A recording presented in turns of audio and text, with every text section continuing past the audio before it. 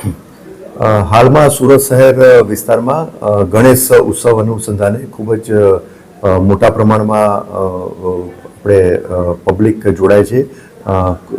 ખૂબ જ મોટા પ્રમાણમાં અલગ અલગ વિસ્તારમાં ગણેશ શ્રીજીની પ્રતિમા એનું સ્થાપના થાય છે અને તે અનુસંધાને કાયદો અને વ્યવસ્થાની પરિસ્થિતિ જળવાઈ રહે એટલે સુરત શહેર પોલીસ તરફથી ખૂબ પ્રી પ્લાનિંગ કરી અને આયોજકબદ્ધ રીતે બંદોબસ્ત રાખવામાં આવેલ છે. ગણેશ ઉત્સવમાં છેલ્લો જે તબક્કો જે છે ગણેશ વિસર્જનનો જે તબક્કો છે એમાં ખૂબ જ મોટી સંખ્યામાં શ્રીજીની પ્રતિમાઓ અલગ અલગ જગ્યાએ એટલે કે કૃત્રિમ ઓવારા, કુદરતી ઓવારા અને સ્થાનિક લેવલે પણ વિસર્જન શ્રીજીની પ્રતિમાઓનું વિસર્જન થાય છે. એમાં ખૂબ જ મોટી સંખ્યામાં લોકો જોડાય છે એટલે સ્થાનિક પોલીસની સાથે સાથે આ બંદોબસ્તમાં બહારના યુનિટથી પણ બંદોબસ્તમાં અધિકારી અને કર્મચારીઓ આવેલા છે. એની સાથે સાથે હોમગાર્ડના જવાનો, પેરામિલિટરી ફોર્સ એ પણ આવેલા છે. આ ગણેશ વિસર્જનની સાથે સાથે ઈદનો તહેવાર પણ આવેલા છે. ઈદના તહેવાર અનુસંધાને પણ જે પ્રી પ્લાનિંગ કરી અને બંદોબસ્તનું આયોજન કરવામાં આવેલું છે.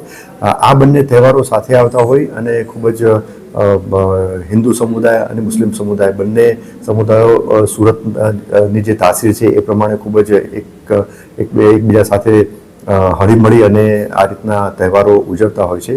જે અનુસંધાને કાયદો અને વ્યવસ્થાની પરિસ્થિતિ જળવાઈ રહે તે માટે ભેસ્તાન પોલીસ સ્ટેશનમાં આજરોજ શાંતિ સમિતિની મિટિંગનું આયોજન કરવામાં આવેલ છે.